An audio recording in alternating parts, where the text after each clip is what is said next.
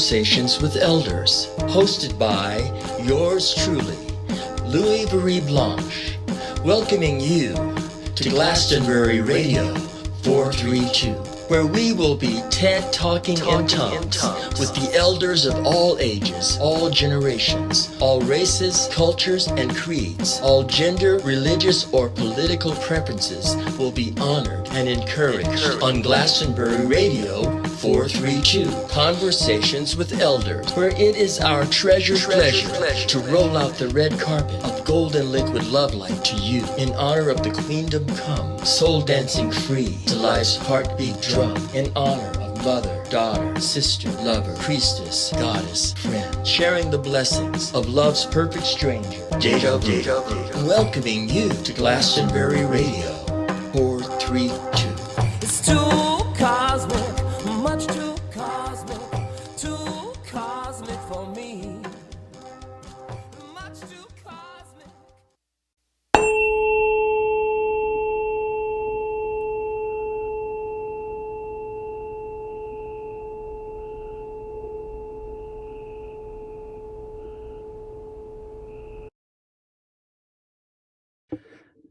Phi aloha, phi ola, phi aho, phi hello. Once again, Brother Dr. Mohsen is here with us. Thank you. Thank you for having me. It's incredible that you take this time to share with us.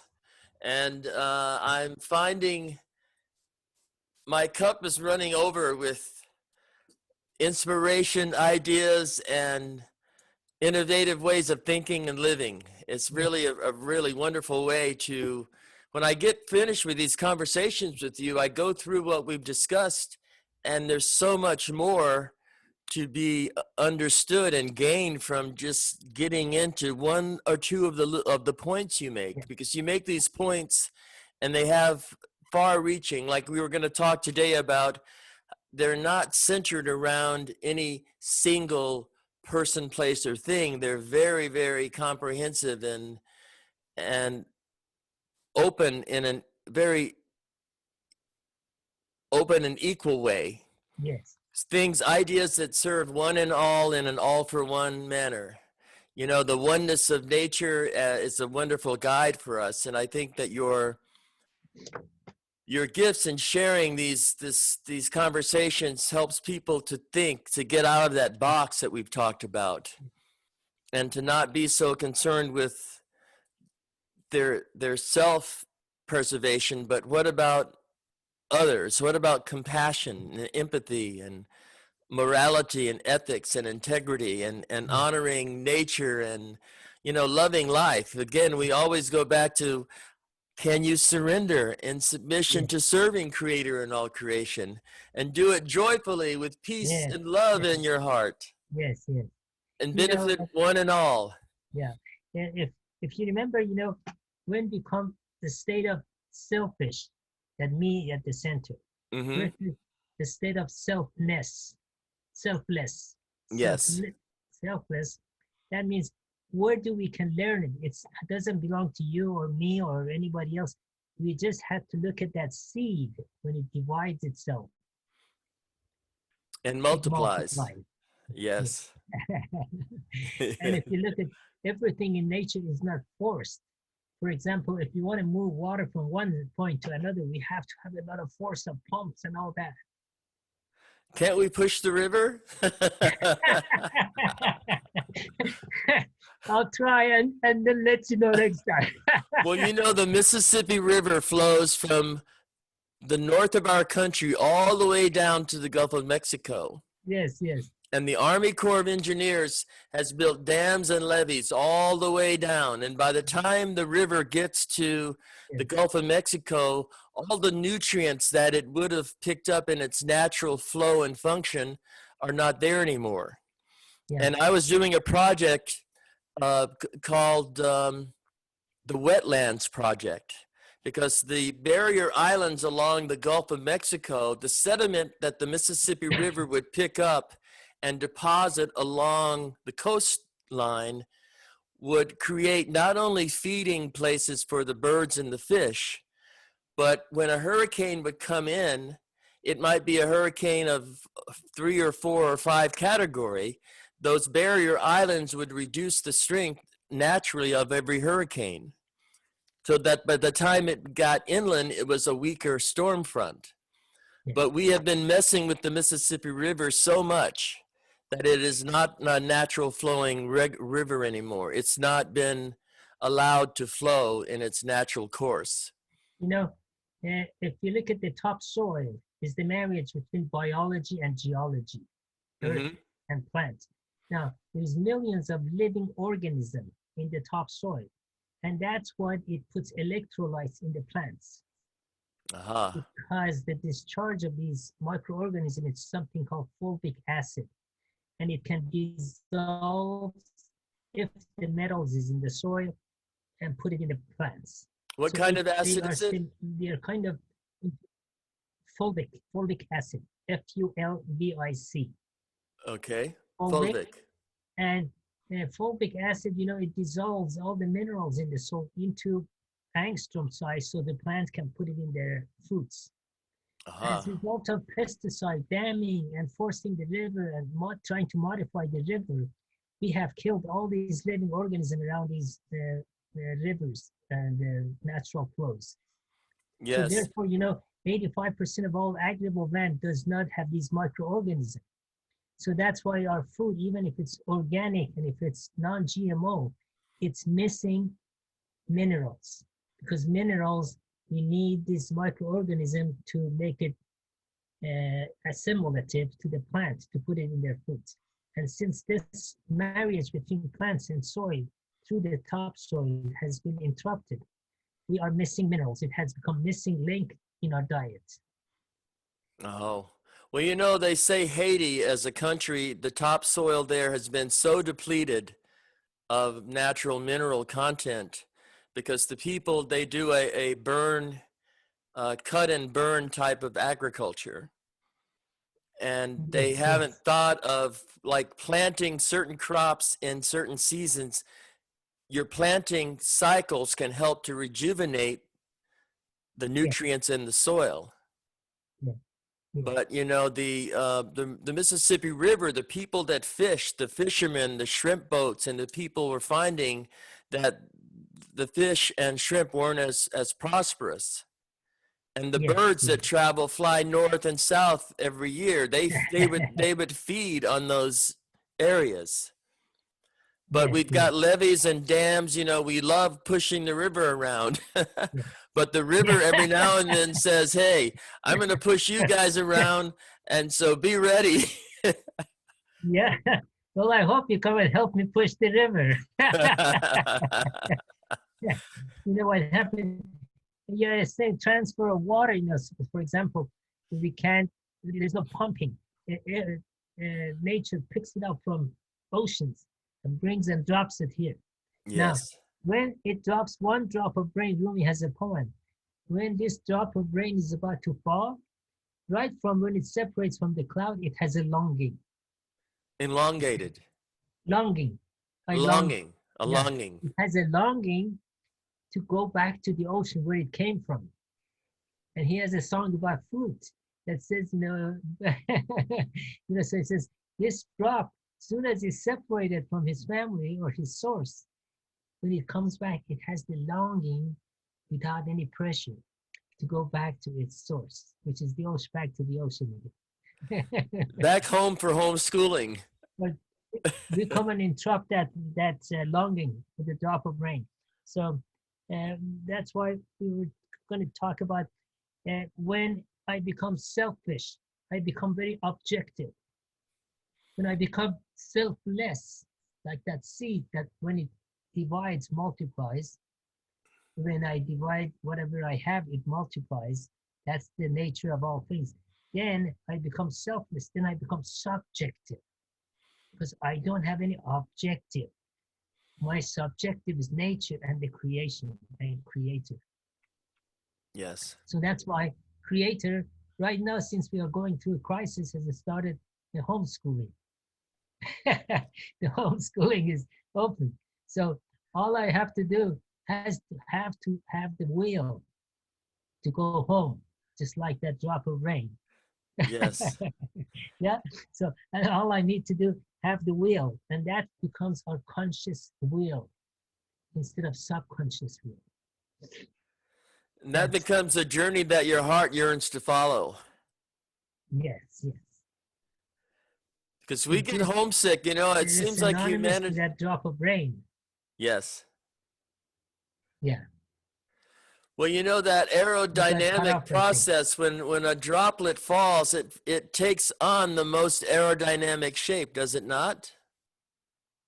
Yes, yes.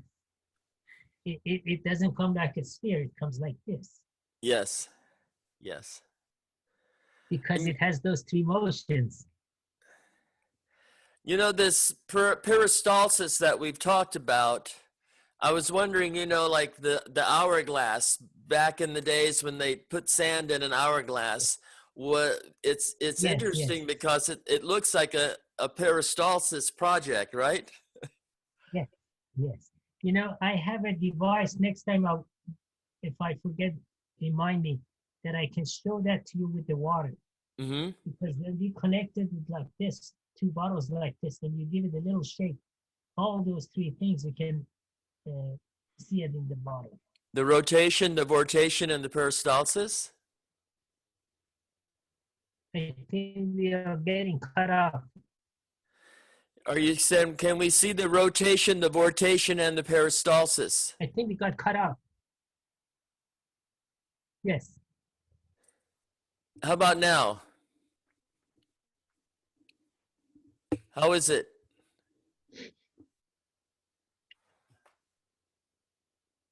Saying there, you were telling us about this, something that you could show us, a device with that pertains to the hourglass shape. Yeah, if you get two bottles, let's say 32-ounce bottle, and then Mm-hmm. you connect them with a connector here, Mm-hmm. and you give it a little swirl, you know, around the top. All Mm-hmm. of a sudden, the entire water from the top, it comes to the bottom, and you can see all three motions in there. You see rotation, vortation, and peristalsis. Yeah, yeah. Because everything in creation goes to contraction and expansion. Look at our hearts. It has to the atrium goes to contraction or expansion. Then the opposite of that, the one below it, the ventricle, has to go to the opposite. So one goes to expansion, one goes to contraction. Everything goes to expansion and contraction to create that motion. Now, is there a reversal when it comes from above and gets to the fulcrum, the middle point? Yeah. Does See what happens? does the There's spiral something turn called, into? you see, This is everything in North America, it turns counterclockwise. Okay. Now, counterclockwise. but there is something, a concept called synodic view. So, but if I'm standing from here, right, and I'm looking up, everything is going counterclockwise. And Right, then, you showed me on a piece of paper yeah, this yeah. process. Yeah. But the thing is, you know, this counterclockwise down there is counterclockwise, but when I look down, it reverses in my perception. So that's why you see Whirlpool going clockwise, but it's actually going counterclockwise, but I'm looking down instead of looking up. Yes. Because everything in creation, according to astronomy, is going counterclockwise except one thing. What is that one thing? Venus. Venus. That's what it is. That's why Venus goes clockwise from synodic view. That's why a friend of mine, John Gray, wrote this thing, you know, men are from Mars, but women are from Venus. Which is good because that means, you know, there is a polarity in their motion. Yes. I mean, and that's the part of the blessing of the creation, that female rotate different than male, so they can conjugate. And you know, you also talked about the left and right hemispheres of the brain. The women have 37 more connecting tissues.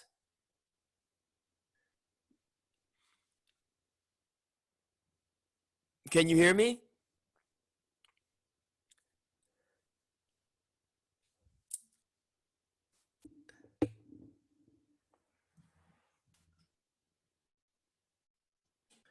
So we were talking about the word solence. Yeah. And so when you put in, I-N at the front of it, it becomes very self-centerism, esoteric. So that means, you know, if I make an esoteric group, I want to be at the center. Okay, because I'm very objective. I want to be the center. I want everybody to be around me and listen to me. Serve me. Yeah, yeah. So that's why all of a sudden, from this insolence comes all the negative intentions, negative emotions, which is cause of all diseases, as I have sent you some of the fingerprints. Now, if all of a sudden you are a bigger insolence than me, right? Because your circle is the strongest, I become jealous of you. You see that? Yes. Or if I really am kind of tricky, I probably come and do some kind of what do they call them? Perceptive manipulation on you. That Right. you all of a sudden give in to me. But if Sort of I'm very like oppressive, hypnotizing yeah, hypnotizing. Yeah, I really alter your perception and Right. cognition, so you willingly give it to me and you surrender to me. But if you don't do it, I can be a bully. I can come and oppress you and take it away from you. So you see, all this greed, jealousy, hateful frictions, and disunity, all that happen become, I'm a very insolent person. You see, all the negative energy comes. That's why I cultivate your perception. George, what was his name? George, I forgot his name now. I'll remember. But he was a very famous psychologist at Chicago University. George Gerbner. He wrote a lot of stuff about cultivating theory. You can do it very well with television. That's why advertisement came because of that. And that's why he has a book called 4 Arguments of Television, how I can cultivate your perception that you become a minor esoteric and you become part of my bigger esoteric circle. So therefore, you know, all this, however, all these negative emotion comes, stress, distress, all this comes because I have become esoteric. I'm an insolent person. Insolence. Versus what? If you become esoteric. Now, if you go out of the circle and become exoteric, you have attribute of excellence. You see, insolence and excellence. Because you are in attributes, you have cultivating excellence. Because you're outside the circle and you have liberty and freedom. So the idea of cultivating theory through media, through the television, has now gone from the TV to these little things that people have they can't live without. They have their cell phone with them all the time, listening and looking and receiving information. They're really being cultivated, are they not? Yes.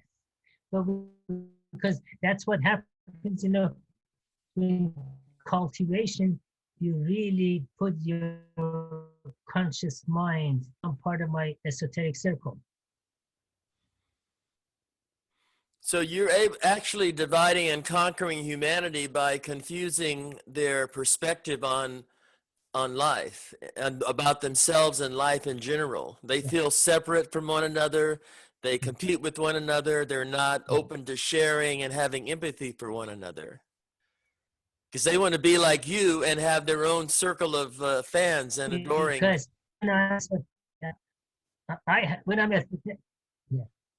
if I'm esoteric, I don't have any sense of unity. Right.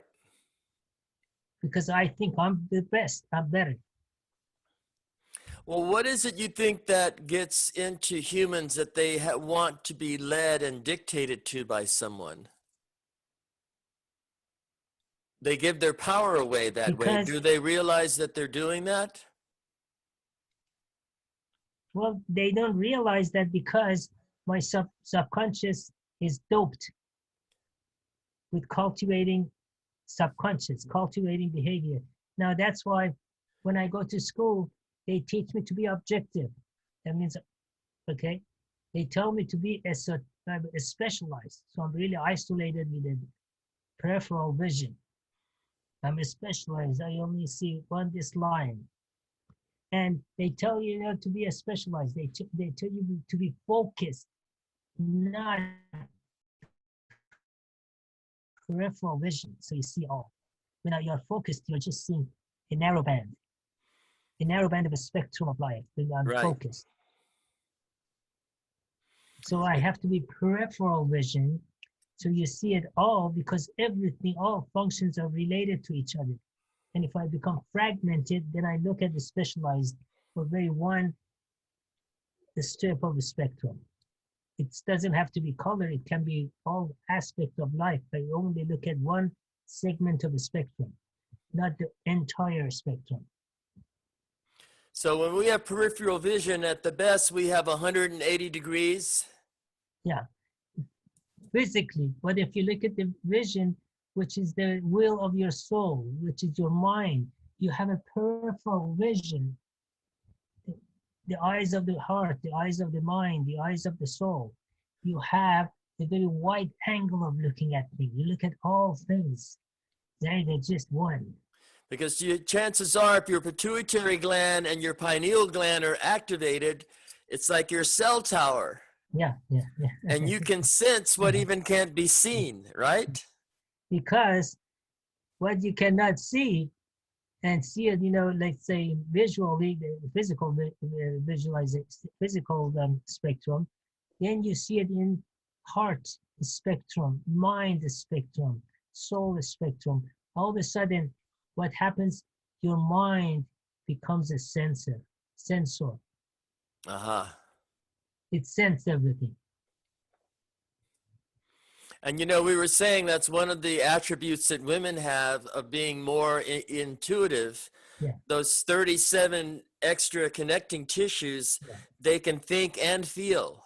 Yeah, because they can easier for female to go from left to right than men. Not that men cannot do it, but I mean, it's biologically, the man's brain is a little bigger, but the female has this ability, more tissues, connective tissues. So it's not like to say any of them is better than the other. It's just the nature of creation. Well, there's a lot of talk now as the precession of the equinoxes. I mean, there's different ways of counting time and calendars, but a lot of the old cultures are agreeing that this is the pivotal time in the evolution of humanity. Yes. And the age of Aquarius is an innovative, cooperative age. It's like the bringing forth of cooperative understanding amongst a unity of diversity. Whereas we were authoritarian and patriarchal. I divide and conquer. I am the one to be served. You think of me. If I like you a little, I might think of you every now and then, but mostly it's for me. Yeah. So that's why we become insolence. We become esoteric. Uh-huh. The nature of cultivating esotericism, I cultivate you to all come to my circle, because I don't respect your circle. Exoterism, there is no circle, is outside the circle. So we are exoteric. Therefore, when we are exoteric, then we are being homeschooled by Creator. Yes. Yeah. So all we have to do in order to go through that school, our soul, the mind of our soul, which is our will, has to be in that tune, willing to go to homeschool. Because that's the exoteric school. The nature is very exoteric. Therefore, there is unity in it. There is no competition. It's everything in the jungle or the forest are cooperating. No tree eliminates another tree. But if I'm competing against you, the only way I win is to eliminate you. You see that? Yes. And you know, the monkeys, they don't put a fence around the apple tree and says, Yeah, this is our apple tree. You yeah, can't get any more of these apples, right? yeah. Because that's what abundance, it's when you're in that state, there is abundance. You put one seed, you get 70. You put one corn, you get 700. They are dealing with the concept and cultivation of abundance, not a scarcity. That's Yes. efficiency versus sufficiency. And you know, we were talking about humans create systems, nature follows a function. Exactly, yeah.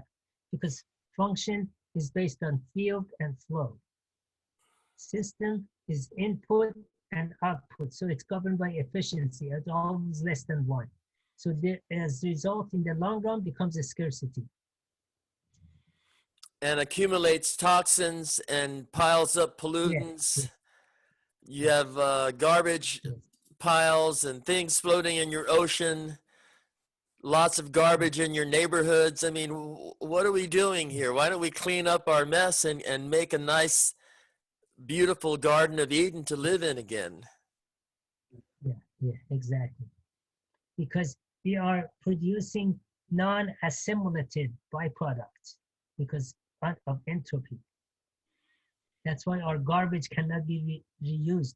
Everything we have to really make a distinction between recycling, which is produces of less quality product next time, versus renewability. In Renewability. nature, yeah, in nature, the byproduct of any function is assimilative as input of the other species. Let's say birds, fecal matters and all that is the food for the trees. The, Mm-hmm. the byproduct of the trees is the food for the animals. See, it the byproduct of any function becomes assimilative by another function. So it's really like an eternal giving process. Yeah, that's why there is a contrast, a paradigm, um, paradox in the paradigm between recycling and renewability. As much as there is efficiency and sufficiency, similar. It's very synonymous. That's why a lot of these ideas, I put it independent that you're wearing. Yes. So Yes. there's a lot of messages in there, more than anything else I have done. Because you notice all along the history, it's very difficult. There's only one or two processes that I have recorded here that you can divide a circle or elliptical shape into 19 segments equal. So that's why you notice there's 19 division in there. And why do you think they could call it coronavirus 19? And they do things in an input thing. That's a little off the subject. But what happens if you count all those things that you have on that pendant, you may think about something else. And then you see how oppressive insolence versus excellence. Now the waves, there's 7-sided pyramids here, right? Yes. And there's 6 of them in each. There is, each row has 6. So there's a total of 114. And there is a lot of mystery about number 19. It's the most mysterious number. There is, if you get into mathematics of that, is a whole book, you know. Somebody, Egyptian guy, wrote a doctorate thesis. I have his name here, I forgot. But back in 1972 at University of California in Berkeley. And released some of these information. But he was assassinated, yeah. Well, you know, the auspicious, I was playing with the words like artificial intelligence, AI. There's a lot of talk about AI. I mean, there are auspicious inspirations very auspicious things pertaining to certain numbers, certain forms and shapes. Yeah. So as you, what makes the number 19 so auspicious? Because what happened, there is something called factorial. For example, if you look at the guy who was a very top specialist in Aramaic, his name was Charles Runlet Flint. Okay. Oh, Charles Flint, wasn't he involved in the IBM? Yeah, I mentioned that I think some time ago. Yeah. Thomas, also the other gentleman, Thomas Watson. Yes. Yeah. So what happened? You notice, if you look at IBM, Isa ben Maryam, which is Right. the Arabic way of referring to Prophet Jesus. Now, if you look at that, there is a number there. He had a net for fishing. You know the story, of that the fishermen used to go to the sea, but they couldn't catch much fish. So he taught them how to net their fishing nets differently, which is based on number 17. And when they did that, all of a sudden they had more abundant fishing than ever before. Now, how you do this is this, to about number 17 and number 19. If you, within the number 17, you have 1, 2, 3, 4, 5, 6, 7, all the way to 17. Mm-hmm. If you write all those numbers and add them together, it comes to a number called 153, 153. It adds to that. You add all those numbers. Mm-hmm. Now, if you take 153 and do that to the power of 3, right? Mm-hmm. To the power of 3. 1 to the power of 3 is 3. 5 to the power of 3 is 125, right? And then, we have 3 to the power of 3 is 9. So you add 9, 125, and 1, you get back 153 again. See how this number does gymnastics for you. There's a mystery in that. Mm-hmm. Now, if you do that same thing with number 19, when you add them, it adds to 190. That means 19 times 10. Mm-hmm. So these two numbers, there's another number 37. Some of these numbers, it happens in the nature, and also it's in all kind of revelations. I think I may have sent it to you on your, one time I sent it to you on the Skype. Well, the number 37 has an interesting attribute in that 37 times out of 100. 37 times 3. So solfeggio numbers, Mm-hmm. it goes 3, 6, 9. You take solfeggio numbers in music. It's just 3, 6, 9, 12, 15, every 3, right? Mm-hmm. The tunes that he did. Now, if you take 3 times 37, 111. Mm-hmm. You take 37 times 6, it's become 222. 2 plus 2 plus 2, it becomes 6 again. The number you multiply. You take 37 times 9, it becomes 333. You add up 3 plus 3 plus 3 by deduction, it becomes 9 again. So this thing, since the number 37 and the solfeggio numbers, they do a gymnastic before your eyes. Because it happens, these things happen in the nature. So they're generated in the processes of nature. Yeah. See, it's in also prophetic messages. Because they wanted something that nobody can corrupt it. Uh-huh. That's why, so therefore, if you cannot touch these numbers, you can't cause corruption.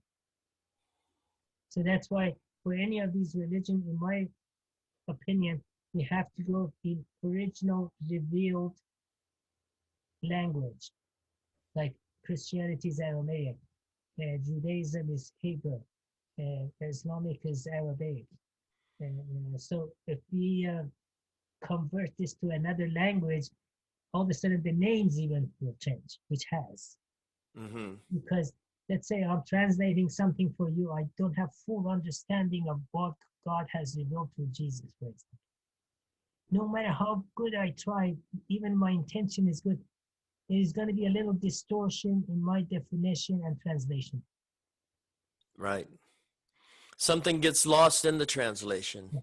Or sometimes my perception of the word, it could not be the one, it was perception to, let's say, Jesus.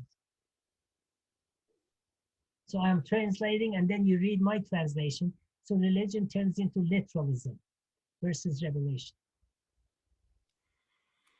And the metaphorical aspect of Scripture is something that we shouldn't mess with it, should we? Yeah, that's why we have to learn the original language and try to perceive it. So when you read it in original language, then your perception is closer to the source than if you read my translation. So 5 different translations. So everything religions all of a sudden becomes literalism. So there was only one Jesus. Why do we have 70 some different factions? There was only one Muhammad. Why do we have 60, 70 factions? There was only one Moses. We have 60, 70, 50, 60 factions of Judaism. Why? I mean, they didn't talk with a forked tongue. you know? So all this. But there's also Those are something all phonetically happening in the sound. I'm sorry, go ahead. Yeah. I mean, that's why, we can, it's literalism is cultivation. Cultivating Yeah. of theories, and a theory is not a law. Let's say all of a sudden within the same religion, within the same message from the same person, all of a sudden you are part of this esoteric group, I'm part of that esoteric group, and then each one within that esoteric group, they have a leader who may go by insolence. You have factions, sometimes warring factions. Yeah. And God didn't reveal with a forked tongue his message to Muhammad or Jesus or Moses or Abraham was not 2 different messages. Otherwise, he wouldn't be omni. He wouldn't be omni justice. He would have been cultivating tricks among his creation, but he's not. So the assumption is based on us. So when we go back to homeschooling, there's a lot more to be learned if we look at our curriculum from a certain perspective, right? And if you're willing to go home, unless you have run away from home, you're a runaway teenager. And you get your street smarts. Yeah. So he's calling us to be home. He wants to teach us, but I have a better curriculum, And if I'm really cultivating it, I may convert you to my curriculum, not his. Yeah. So this story of the prodigal son, the two sons that leave home and do different things, have different journeys, but one returns poor and impoverished, and the other was very successful. Yeah. But the father says the one that didn't do so good out in the material world is taken in and loved just equally. Yeah. Because he's omni-forgiving.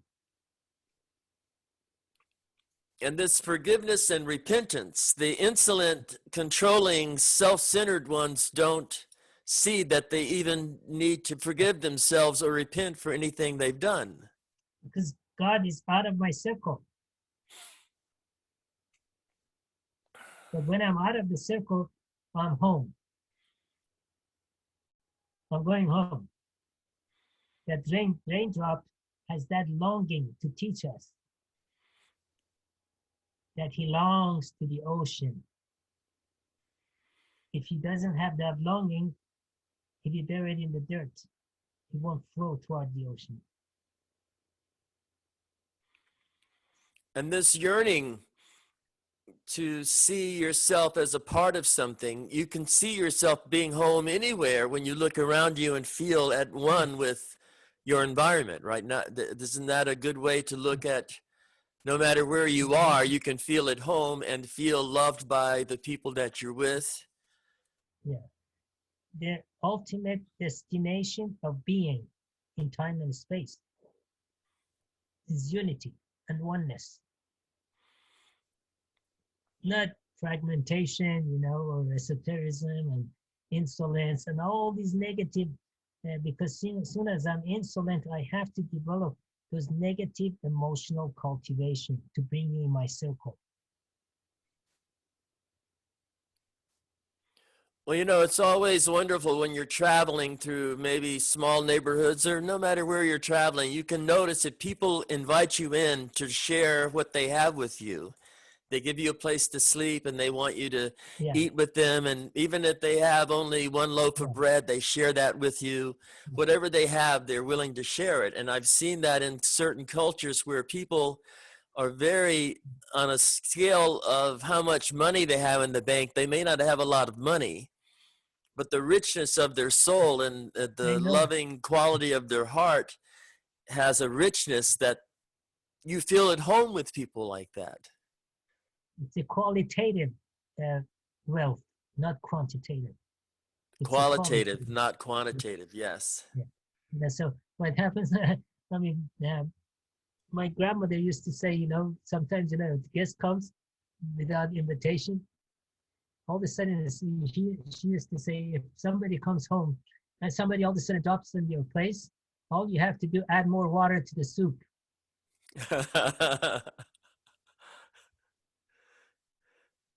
To serve more.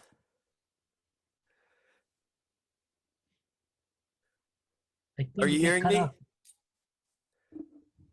I was hearing you, but then all of a sudden it got cut off. Yeah. How is it now?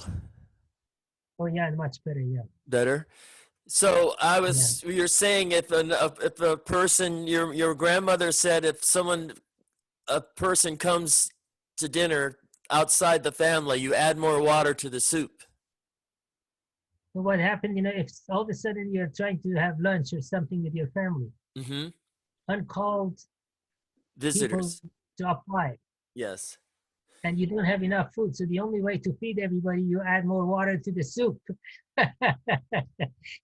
So you have more water to soup. So everybody gets a little bit.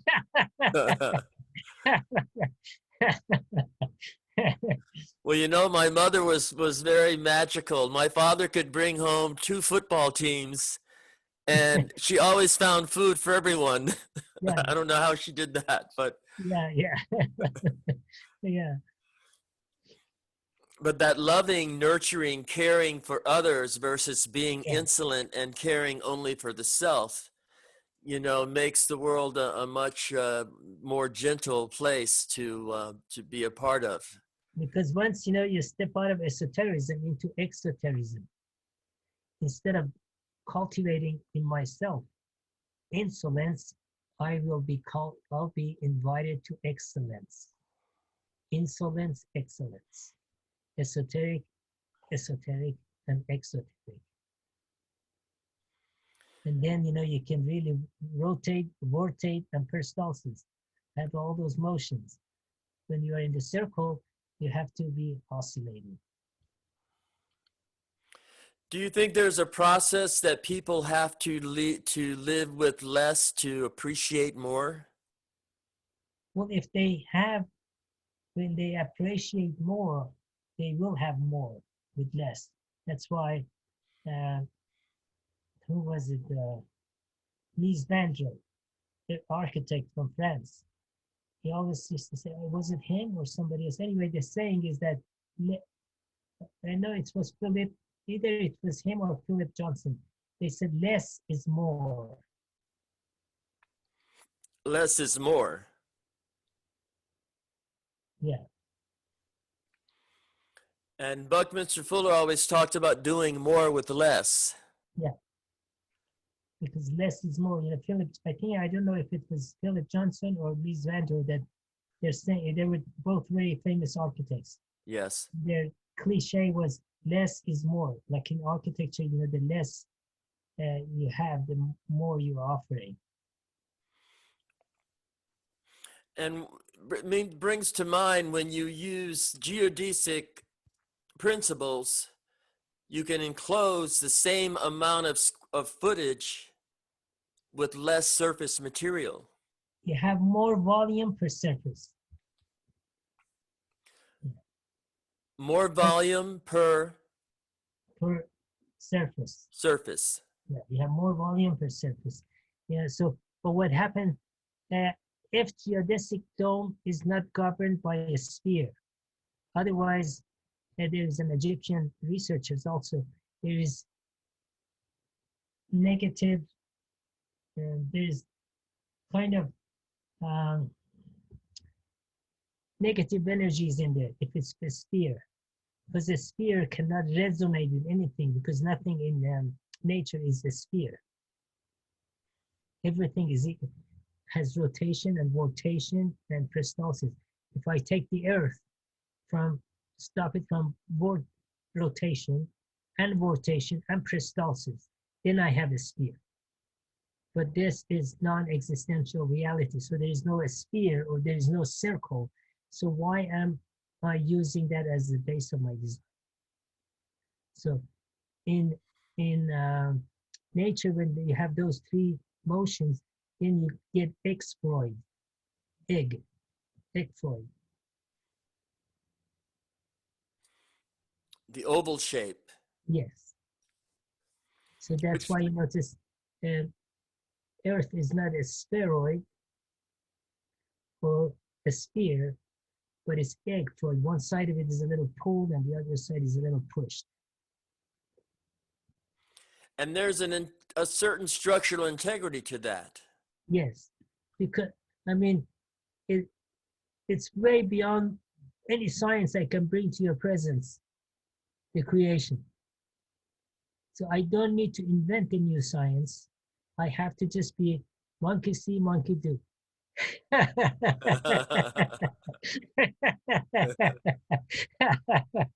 You know, and then I don't have to worry about problems, you know, because when I come with that shape, that earth is exactly like that, or let's say a seed is like that, I am resonating with those. Because Yes. if you remember, we talked about resonation. The first condition, we have 7 conditions for resonation. The first condition was similarity. Similarity. Yeah, yeah. Like, you know, for example, you people resonate with like-minded people. Mm-hmm. Yeah, people fall in love with like-hearted people. You see that similarity is, and then how purity is the next. Purity. How pure you are alike. Mm-hmm. But alike doesn't mean that you discard polarity. Alikeness within polarity. That doesn't mean a man has to be like a woman or a woman to be like a man. We have 6 gens here.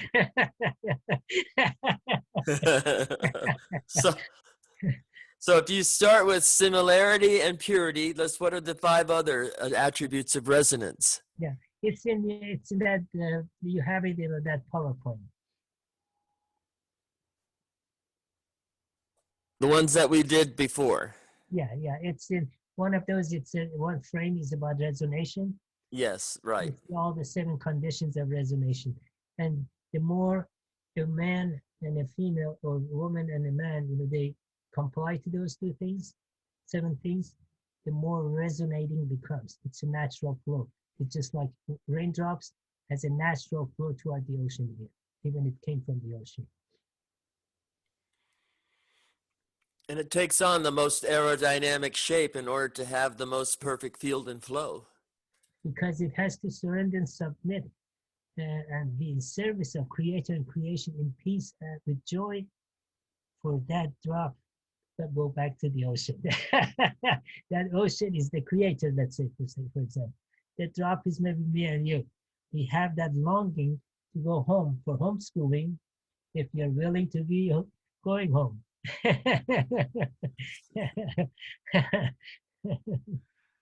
So, do you think our intuition, it serves as our global positioning system? When we're Absolutely. Our intuition, when it's in surrender, submission, and service, it becomes inspiration. All of a sudden, you are inspired something and you don't know why. And then your heart is a sensor. It can sense it. Mhm. And your soul will be very happy. Mhm. And then it trickles down. Yeah. Now that trickling down from the eye of the soul, eye of the mind, Eye of the heart. and eye of nature, Eye of the heart.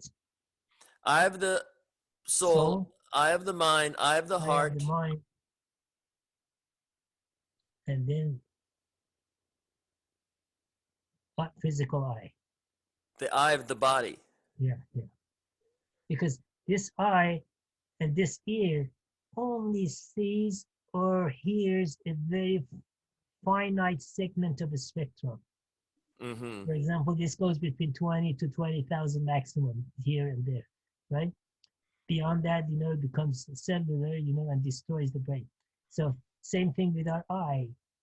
It has a very small spectrum. But the eye of your heart, it has a much bigger spectrum. Eye of the mind, it goes in much more expansion. And eye of the soul goes toward infinity. So from the eye of the soul to the eye of the mind to the eye of the heart, then to the eye of the body. Yeah, it's trickling, Yes. but it's more expansive as you go from the physical to heart. Right. That's why there are certain things you can see, but there's certain things you can feel it in your heart, with the eye of the heart, which you cannot see it visually. That's why all of a sudden when it gets to the soul, it becomes your vision. Well, When I it had comes a to the mind, friend. it becomes visualizing. I had a friend, a blind friend, and he traveled by himself. He didn't have a dog, seeing eye dog. And I asked him, I said, when you're traveling and you call a taxi and you tell him where you're going and that you ask him to take you to the airport, he had to get everywhere he was going, utilizing a lot of inner sensing and trust. Yeah. Because, if you say, I want to go to the corner of Main Street and Park Avenue.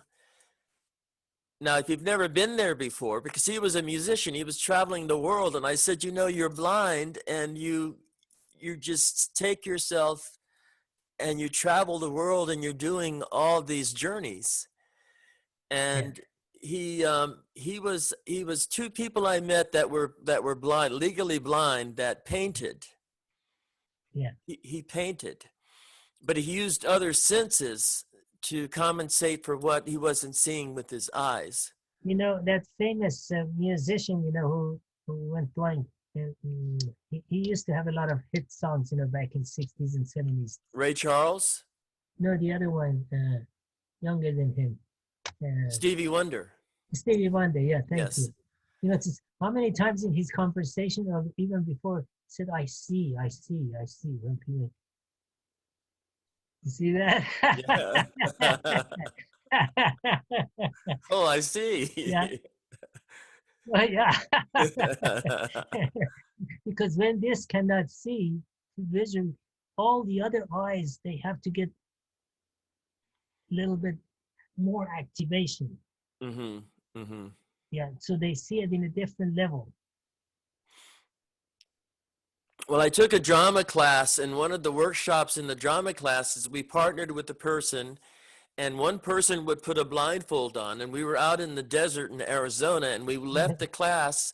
Oftentimes our teacher would have the class outside, and we would go outside and we did this blind walk where one person would put on a blindfold and the other person would give them verbal instructions as to where to walk. So you had to trust in what you were being told and trust in your ability to get from a certain point to another point without seeing where you were going. Yeah, yeah, yeah.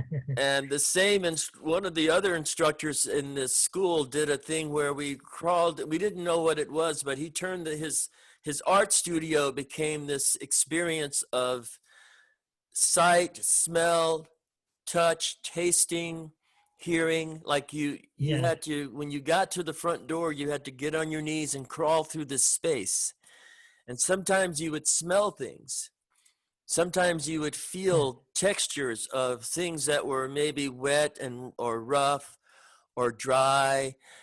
But it was a very interesting experience because you were sensing with other, in a very dark, unfamiliar place, you were getting acquainted with it through inner knowingness, like an inner vision that guided you to see. If you look at, sometimes you can talk about this in the brain. There is something like, it's called sensorial transformation or sensorial transnaturization. For example, you see a color and you see, wow, what a delicious color. But the color is with this, and the delicious, the sense of delicious is this. Right. We do a lot of that, sometimes, it's like, it says, it feels good. I hear that color. Yeah, yeah, yeah. This music is very delicious. Tasty. Or let's say, this sound is very fragrant. Yes. Yeah, Yes. it's a very fragrant sound. It's a fragrant thoughts. It's ecstatic. See, so there's something in the brain that we do transnaturization. So this is the topic sometime, we can maybe talk about it, how we do this. And when we do that, these sensorial things get into much higher and more expanded ability, So as we've been discussing these last discussions, we're going through the eye of the mind, the eye of the soul. We're going to go through the eye of the mind, heart, and get to the eye of the body. Yeah. And this process, in doing so, we will eventually see that there are certain processes, procedures, and practices to follow. Yeah. To nurture these abilities. Yeah. See, let's take, for example, if you go from the eye of the body to the eye of the heart, you notice, and then from eye of the heart to the eye of the mind and eye of the soul, you notice there is a rotation that's opening, okay? Mm-hmm. All of a sudden, you're a spectrum of heart, seeing with your heart, the spectrum of seeing a vibration with your heart is all of a sudden wider than the spectrum of what you're seeing with this physical eye. Yes. Okay? Now we go to your mind. All of a sudden, the spectrum of seeing with your mind, which is, let's say, visualization. You visualize something, but it's not, you don't see it, but you can visualize it.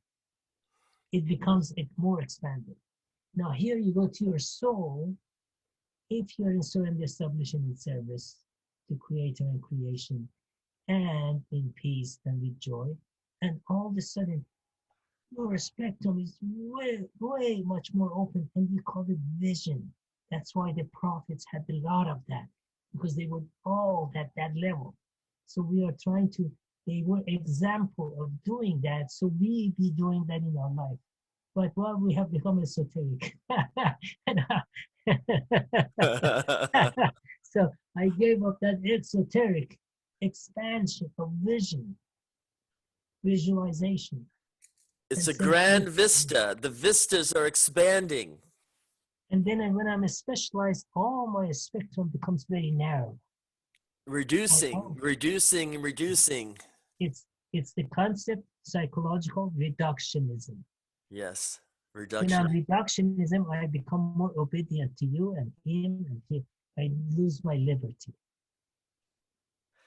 Well, when I was talking about my friends that were blind, they didn't have the eye of the body that functioned. Yeah. So they immediately had to start seeing with their heart. Yeah.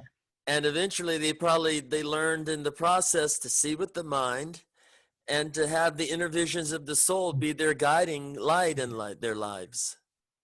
And again, back to Stevie Wonder.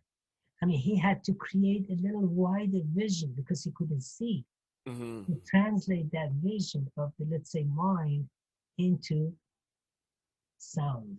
So he transnaturized the vision of a sound into a sound that is composing. So it became that kind of composer. And you can see that in some of the words, the lyrics that he has written is of that nature. Mm-hmm. A very beautiful sensitivity to the perspectives of souls that way. Souls that have developed souls that have developed their, are you hearing? Now I can see real well. You see me well? Are you hearing me now? Yeah. I don't know. It went away and came back. The connection is I'm not sure what, we had this bombing in Nashville. Oh, yeah. And I don't use AT&T, but a lot of people have been having communication problems because some of the technology in one of the buildings that was near the explosion caused problems in a few different states. Yeah, I have Xfinity. I have Xfinity providing my internet, and that's what mine is, from the MediaCom. Yeah. Well, I'll have to do some editing of our conversation today. Yeah, because a lot of things, got cut off. Yeah. And I'll look back at it, and if there are any points that we need to cover again, I'll make notes. Yeah, okay. Okay. Chopped off there. Yeah. And how are you good for next week? Yeah. Today is Tuesday, so it's going to be next year. It'll be next year. Next year, right? Yes. 2021 is a year, all that 2020 hindsight, we can see what vision did we gain in 2020? Well, I have to wear glasses now. Yeah, I see. That issue of insolence, it leads, to narcissism. And narcissism, it leads to bipolar. And that's the worst psychological conditions, yeah. Because as people become insolence instead of excellence. Yes. Esoteric versus exoteric. Well, my hope is that hearts are being touched, hearts are being opened, minds are being opened, and hopefully their souls are being seasoned. Yes. With the opportunity, they have a golden opportunity to surrender, in submission, in service to Creator and creation, and to be joyfully peaceful while you do it. This is hopefully the lesson that humanity has gained in 2020. Yes. All right. That is summarized in PHI 5. All right. With that, you have a very happy New Year, you and family and everybody, and health and safety and all that. Yeah. Thank you so much. I say divine dittos to you as well. Yes. Okay. Bye, Phi, and happy Phi Day. All right, my brother. Bless you. Thank you so much.